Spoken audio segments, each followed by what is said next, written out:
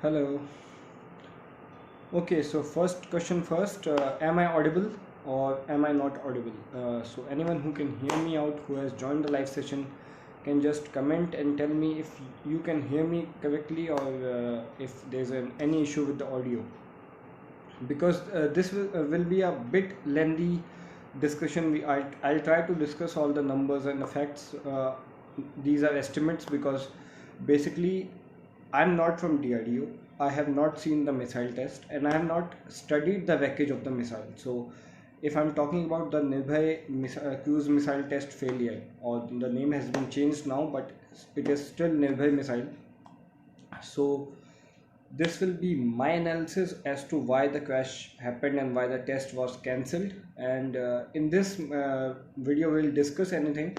You guys can tell your views in the comments. I'll just do the video and I'll upload this video hopefully both on YouTube and Instagram. Instagram has some issues with the video upload, so I normally do it on YouTube. Okay, so let's begin with the Nirbhay cruise missile and what it is and why is it important. And one more important question that people ask about it is, if we are extending the range of BrahMos and if we have BrahMos, then why do we need a subsonic cruise missile like Nirbhay? Okay, so as I have given a hint, Nirbhay is a subsonic cruise missile.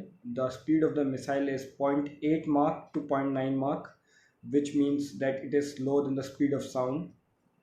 The other missile we often talk about is the BrahMos cruise missile. It is a supersonic missile and its speed exceeds the speed of sound. So the speed of BrahMos is 3 Mach for now.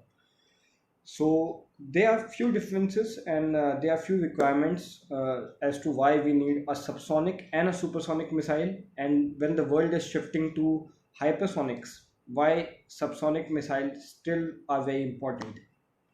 Okay, so subsonic है निर्भय, हमने जान लिया है ये बात को. Subsonic के हिसाब से उसकी स्पीड आवाज़ की गति से थोड़ी कम होती है. उसकी स्पीड 0.9 मार्क है. 1 mark equals to the speed of sound.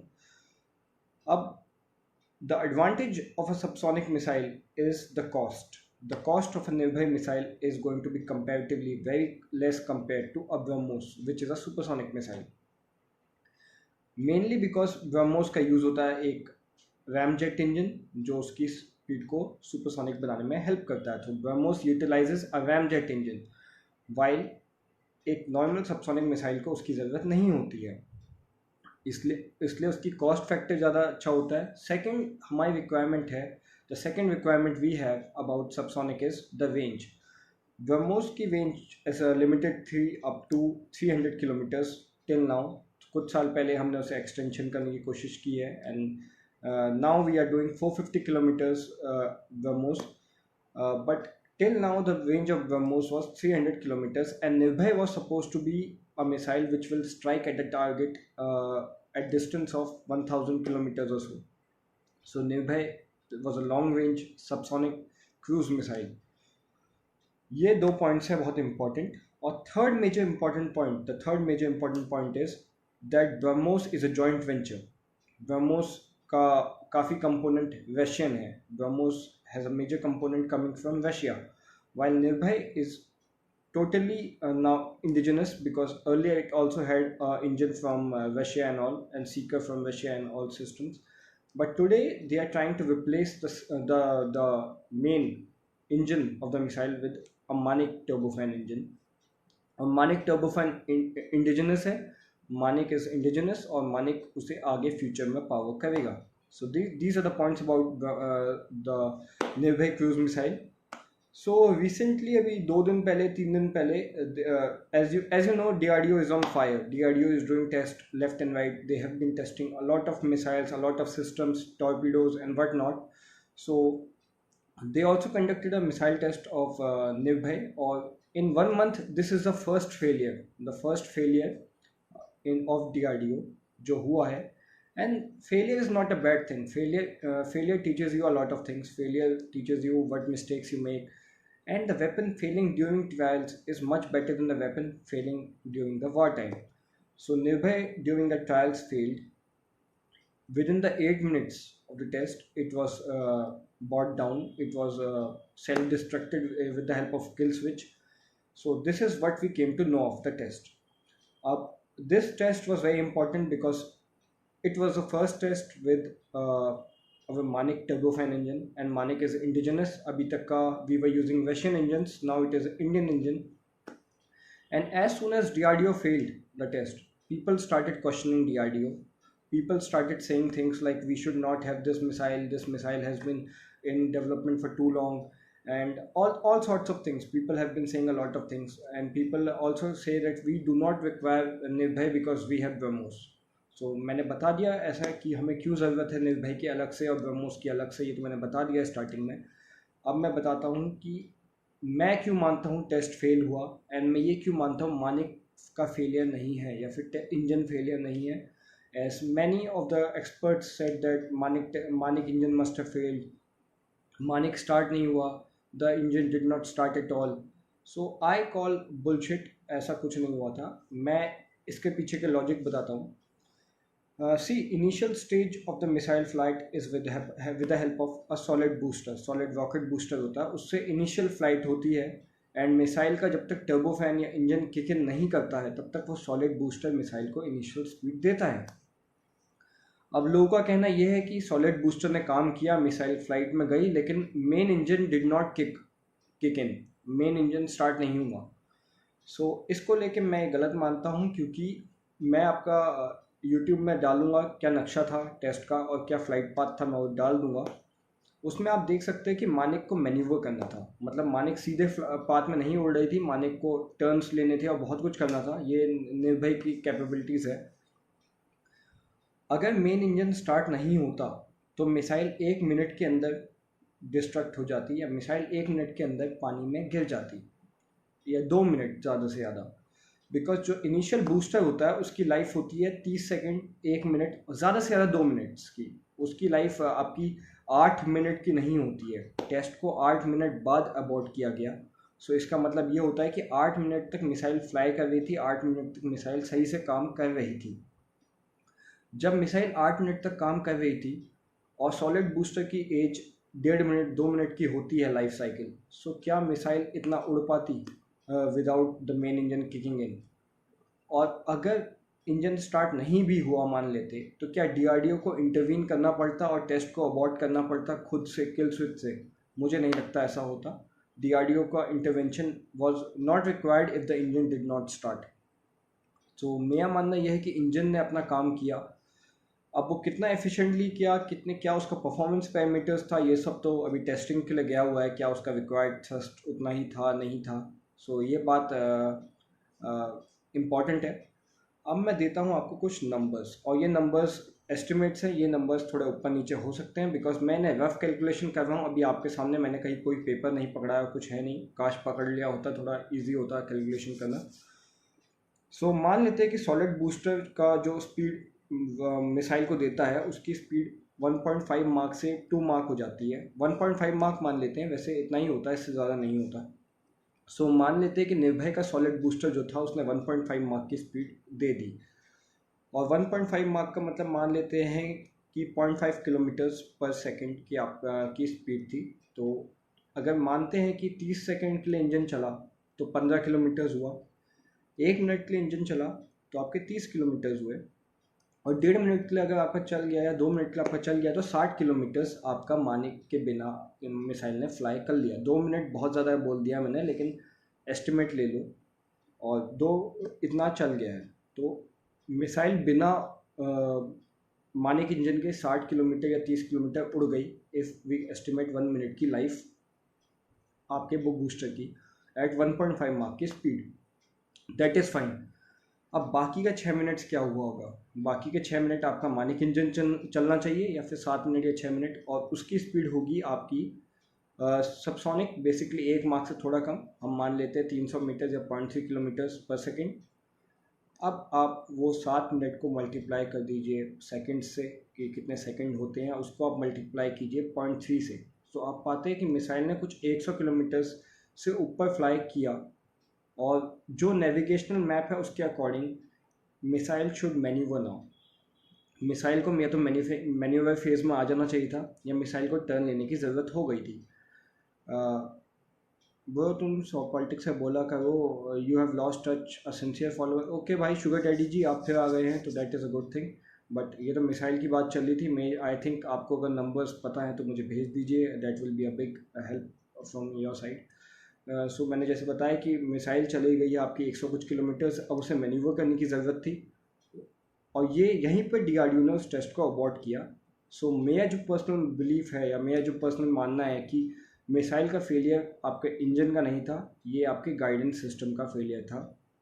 Missile का गाइडेंस सिस्टम उतने अच्छे से शायद काम नहीं किया, या उसमें कोई एक्चुएटर में ग्लिच आया जिसकी वजह से मिसाइल अपने पाथ से डेविएट हुई। मिसाइल पाथ से डेविएट हुई और सेफ्टी रीजन या नोटैम रीजन के बाहर को जाने लगी। डीआरडीओ को समझ आया कि मिसाइल आउट ऑफ कंट्रोल जाके नोटैम जोन से बाहर जाएगी and that will be a threat to other people in that area. इसलिए डीआरडीओ ने अबॉर्ट बटन दबाया और मिसाइल का टेस्ट वहीं पे अबॉर्ट कर दिया, जिसमें मिसाइल या तो सेल्फ डिस्ट्रक्ट हुई या फिर पानी में आके टकरा गई, उसके सिस्टम बंद हो गए। ये मेरी थ्योरी है, इसमें मैं ये नहीं कहता कि मैंने मिसाइल देखी है या फिर मैंने मिसाइल की स्टडी कर ली है इसलिए एग्जैक्टली ऐसा हुआ होगा, लेकिन मैंने अपना लॉजिक दिया कि जब सॉलिड बूस्टर सिर्फ 1 या 2 मिनट की फ़्लाइट दे सकता है, और मान लेते कि मिसाइल ने ग्लाइड भी किया है, तो भी मिसाइल 8 मिनट तक फ्लाइट नहीं कर सकती थी किसी भी लॉजिक से। मिसाइल को उस टाइम पे रुका गया जब उसे गाइडेंस की ज़रूरत थी, जब उसे मैन्यूवर करने की रिक्वायरमेंट थी। So that is another thing. So जो टेस्ट कैरी हुआ है या जो टेस्ट अबॉर्ट हुआ है, जो टेस्ट फेलियर हुआ है, I believe that that test failure happen because engine worked well, या engine kind of worked well. Total failure नहीं था, ऐसा नहीं हुआ कि इंजन स्टार्ट ही नहीं हुआ, इंजन स्टार्ट हुआ, इंजन ने अपना काम किया। इंजन ने सब करने के बाद जब जब मिसाइल शायद अपने नेविगेशनल पाथ से डाइवर्ट हो गई या उसने वो काम नहीं किया जो उसे एक्सपेक्टेड था, तब उसे डीआरडीओ ने अबॉर्ट किया। ये था टोटल निर्भय का मेरा एनालिसिस कि वो मिसाइल क्यों टेस्ट फेल हुआ। ये था मेरा एनालिसिस कि why the missile had to be bought down. और मैं ये मानता हूँ कि जो हमारे जो अभी 10-20 टेस्ट जो हमने लगातार किए हैं, जो सक्सेस रहे और ये सब हुआ, फेलियर कोई गलत बात नहीं है। सी अगर आप 10 टेस्ट दोगे तो आप 10 में से 9 में पास होगे, एक ना एक में आप भी फेल होगे, वो भी डेवलपमेंट में, R&D में तो आप पक्का फेल होगे, that is obvious thing. So ये कोई बड़ी बात नहीं है, failures are a stepping stone. आपको फेलियर से लेसन मिलता है, आप सीखते हो, आप अडेप्ट करते हो, आप उसके बाद ही कोई अच्छा प्रोडक्ट बना पाते हो। सो दैट इज़ माई नोशन। अब डीआरडीओ ने अपना एक प्रेस कॉन्फ्रेंस किया था, एस कार्तिकेय ने यहाँ पे पॉइंट आउट किया है। सी कोई भी मिसाइल जब फेल होती है तो डीआरडीओ सीधे ये नहीं कह सकता कि इस सिस्टम की वजह से फेल हो गई। वो मिसाइल का जो आप वैक होता है उसे आप बाहर लाते हो, उस मिसाइल के वैक को आप स्टडी करते हो, आप देखते हो कि कौन सा पार्ट फेलियर था, कौन सा सिस्टम फेलियर था, कहाँ से वो मिसाइल का इशू आया। उसके बाद ही आप एक थरो डेडिकेटेड रिपोर्ट बना के आगे भेजते हो, और जल्द ही आपको गुड न्यूज़ मिलेगा। जितना मैंने लोगों से बात की है, मुझे ये पता चला है कि शायद अगले 2-3-4 महीने या फिर इस साल के एंड तक एक और टेस्ट कर दिया जाए होपफुली मिसाइल का, एंड उसमें ये चीज़ों को जो फेलियर का लेसन होगा वो यूटिलाइज होगा, और उस लेसन से अच्छा सीख के ही आगे कुछ किया जाएगा। ये अभी तक का पॉइंट बना है। सो ये थी मेरी वीडियो निर्भय टेस्ट को लेके कि why I feel the Manik engine did not fail, why the my analysis is against the Manik engine failure theory, and I believe that अभी एक और रिपोर्ट मैंने पढ़ी थी कि मानिक को सर्टिफाई नहीं किया गया, मानिक को टेस्ट नहीं किया गया, और मानिक को टेस्ट किए बिना मिसाइल में लगा दिया गया, इसलिए मिसाइल फेल हो गई। मैं बता दूं, मानिक टर्बोफैन इंजन 3 साल से ज़्यादा से टेस्ट हो रहा है, उसकी बहुत ज़्यादा लेवल पे टेस्टिंग चल रही थी, ग्राउंड बेस्ड टेस्टिंग थी, बहुत कुछ हुआ है। तो अगर कोई कहता है कि मिसाइल इंजन को बिना टेस्ट किए बनाया गया और सीधे मिसाइल में लगा दिया गया, तो ये बहुत बड़ी बेवकूफ़ी वाली बात वो आदमी कहता है जो कहता है कि इंजन को टेस्ट नहीं किया गया, सीधे मिसाइल में चिपका के आपने टेस्ट कर दिया। ऐसा नहीं होता। तो ये थे कुछ टॉपिक्स और ये थी कुछ बातें जो मैंने करनी थी, और होपफुली ये सेशन आपके लिए बहुत हेल्पफुल रहा होगा, क्योंकि बहुत सारी बातें फैल जाती है। जैसे आप फेल होते हो, ये बातें आती है कि नहीं हम तो बना ही नहीं सकते, हम हमारी ऑर्गेनाइजेशन इतनी ख़राब है, डीआरडीओ ने आज तक कुछ किया ही नहीं। जो लोग ऐसी बातें करते हैं उनसे मैं पूछना चाहूँगा कि अग्नि मिसाइल, प्रहार मिसाइल, शौर्य मिसाइल, ये CLGM जो इसे टेस्ट हुए हैं, क्या ये DRDO ने नहीं, ये कहीं और से हो के आए हैं या ऐसा कुछ हुआ है क्या? ऐसा होता है कि जब आप R&D फेज़ में जाते हो ना किसी भी चीज़ में, तो आपको सक्सेस मिलती है, आपको फेलियर्स मिलते हैं। कोई भी फर्स्ट टाइम में नहीं करता। US ने अपनी मिसाइल डिप्लॉय किया है टॉमाहॉक, और वो 4-5 डेकेड से उनके पास है, उसके बाद भी वो फेल होती है। उसको आज भी उसके क्रैश होते हैं, आज भी टॉमाहॉक मिसाइल में कई खामियां हैं। ये तब भी वो सर्विस में है। वैसे ही रशिया की कैलिबर क्रूज मिसाइल है, उसके भी कई फेलियर रिपोर्ट्स आए हैं।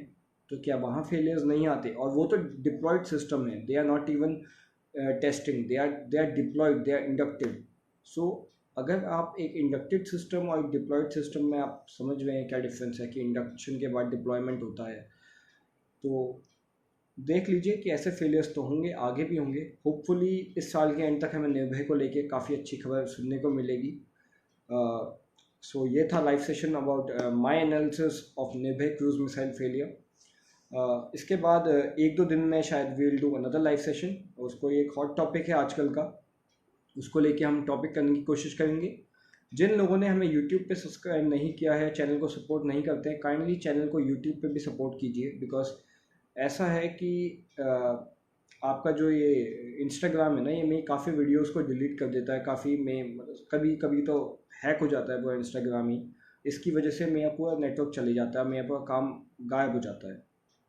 एंड मैं इंस्टाग्राम पे ज़्यादा भरोसा करता नहीं हूँ, क्योंकि मैं ये सारी वीडियोस का बैकअप नहीं कर सकता बार बार। मैं एक बार इसे यहाँ अपलोड करता हूँ, एक बार मैं इसे यूट्यूब में अपलोड कर लेता हूँ। सो अगर आप यूट्यूब में जाकर सपोर्ट करेंगे तो उससे हमें भी एडवांटेज होगा, आपको भी एडवांटेज होगा, ईजी एक्सेसिबिलिटी होगी, आप भी ढूंढ पाएंगे पोस्ट को आसानी से यूट्यूब में। एंड सेकेंडली, इफ़ वैसे मैं इससे कोई अर्निंग का मूड है नहीं, यूट्यूब और इंस्टाग्राम से मैं कोई अर्निंग करता नहीं हूँ, क्योंकि ये this is basically a duty I do for the page. अगर इससे कोई अर्निंग होती है तो उसका majority chunk end of the day मैं आर्मी को ही डोनेट कर दूंगा, क्योंकि मेरा मोटिव इससे अर्निंग का नहीं है। अर्निंग का होता तो मैंने कुछ और स्कीम बना दी होती अब तक का। तो that is my view on this. So thank you guys, thank you for the joining the live session. And अपने हॉट टॉपिक्स, अपने क्वेश्चंस भेजते रहिए। आजकल मैं उतना जवाब नहीं दे पाता हूँ DMs का, बिकॉज पर्सनल लाइफ में भी काम बहुत ज़्यादा है। सो उसको रिलेटेड अभी DM थोड़े स्पीड कम है। मैं Q&A सेशन कर लूँगा, क्वेश्चन पोस्ट कर लूँगा, आप अपना क्वेश्चन पूछिए। और एक Q&A लाइव सेशन करते हैं एंड ऑफ द वीक या 1-2 दिनों में, जहाँ पे आप अपने क्वेश्चंस मुझे भेज पाएंगे and I will try to answer all of you. So with this I take your leave. जय हिंद, जय भारत।